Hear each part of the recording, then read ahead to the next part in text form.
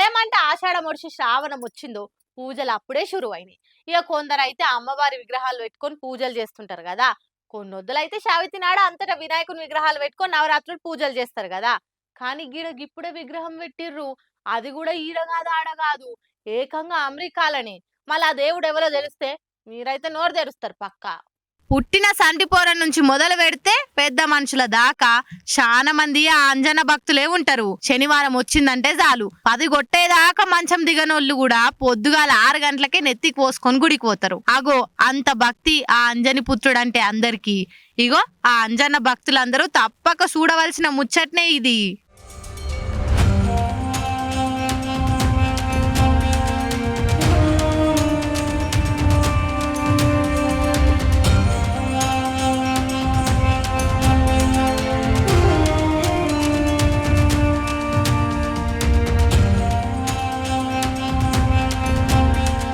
సుషిరా ఎంత పెద్దగా దర్శనమిస్తుండో ఆ వాయుపుత్రుడు. ఇది మనతాన అనుకుంటే మాత్రం మీరు పాపుల కాలేసినట్టే. ఇది ఈడగాదు ఆడగాదు, సీదా అమెరికాలున్న టెక్సాస్ లోలా పెట్టిర్రు ఈ 100 అడుగుల వీరాంజనేయుని విగ్రహం. ఈ విగ్రహానికి స్టాచ్యూ ఆఫ్ యూనియన్ అని పేరు కూడా పెట్టిర్రు. ఇక ప్రతిష్టాపన చేసేటప్పుడు భక్తులంతా గిట్ల గాలి మోటార్ ఎక్కి పూలు జల్లిర్రు. ఈ వీడియో ఇప్పుడు బగ్గ వైరల్ అవుతుండే వరకు సముద్రాలు దాటినా భక్తి మాత్రం మారది. జై బజరంగ్ బలి అనుకుంటా కామెంట్లు చేస్తుర్రు ఆ అంజన్న భక్తులంతా. ఆహా, ఇన్నొద్దులకు సర్కార్ పెట్టిన మహాలక్ష్మి పథకం గీ రాఖీ పండుగ నాడు అక్క చెల్లెళ్లకు ఇంకెక్కువ పనికొచ్చింది. ఈ పథకం షాల్ కాకముందే అది ఎట్లయితది నడవది అది ఇది అని ప్రతిపక్షం లడాయి పెట్టుకుంటే చాలైనాక కొందరు ఆడోళ్ళు పంచాదులు పెట్టుకురు, కొప్పులు పట్టుకొని కొట్లాడిరు కూడా. కానీ గీ రాఖీ పండుగ నాడు ఫ్రీ బస్ పథకం ఎంత అక్కరైందో మీరే చూడుర్రిగా. వారే వా, ఇది కదా రికార్డ్ అంటే.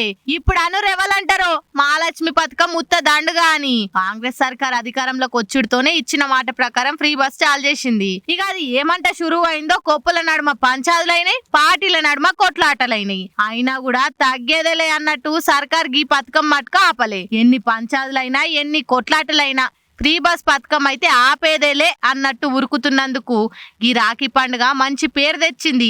అది ఎట్లా అంటారా, నిన్న పండుగ నాడు అక్క చెల్లెళ్ళంతా అన్నదమ్ములకు రాఖీ కట్ట పోతారు కదా, దానికి ఈ మహాలక్ష్మి పథకం అక్క చెల్లెలకు మస్తు ఆసరైంది.